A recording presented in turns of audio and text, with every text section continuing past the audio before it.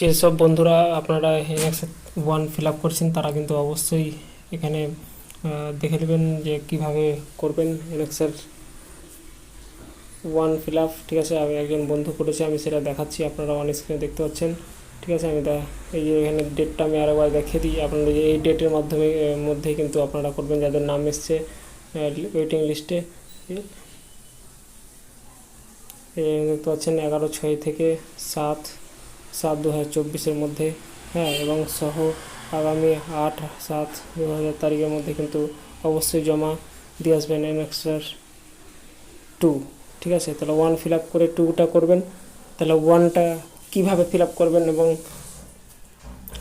কী কী option রয়েছে সেটা আমি দেখাবো। ঠিক আছে, তো বন্ধুরা অবশ্যই আমার চ্যানেলটিকে সাবস্ক্রাইব করে রাখুন। চলুন দেখা যাক যে এনএক্সের যে 1টা ফিল আপ করেছে এবং কোন কোন জায়গায় রাইট মারতে হবে, কোন কোন জায়গায় আপনাকে ফিল আপ করতে হবে সেটা কিন্তু অবশ্যই দেখাবো। ঠিক আছে, তো চলুন দেখে নেওয়া যাক কী কী রয়েছে।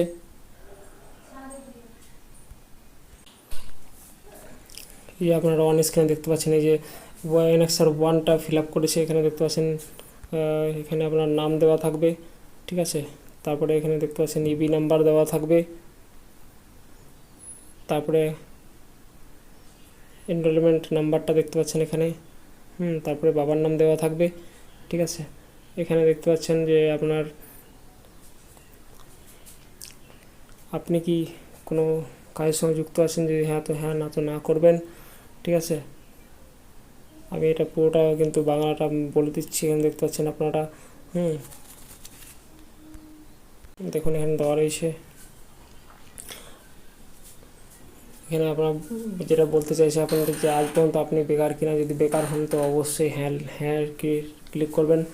অতীতে কোনো সরকারি কর্মসংস্থানের জন্য সহায়তা পেয়েছেন কিনা, যদি পেয়ে থাকেন তাহলে হ্যাঁ করবেন, যদি না হয় তাহলে নাই কিন্তু করবেন।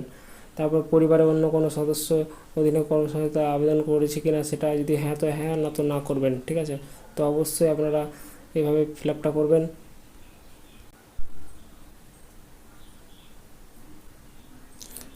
এই যে এখানে দেখতে পাচ্ছেন, আপনাকে আরেকবার দেখে দিচ্ছি আপনাকে, এই যে দেখুন,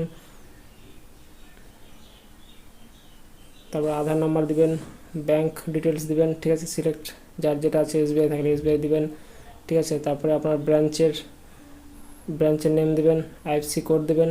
ঠিক আছে, দেওয়ার পর এখানে অ্যাকাউন্ট নাম্বার দেখুন দেওয়া রয়েছে, যে অ্যাকাউন্ট নাম্বার দিবেন,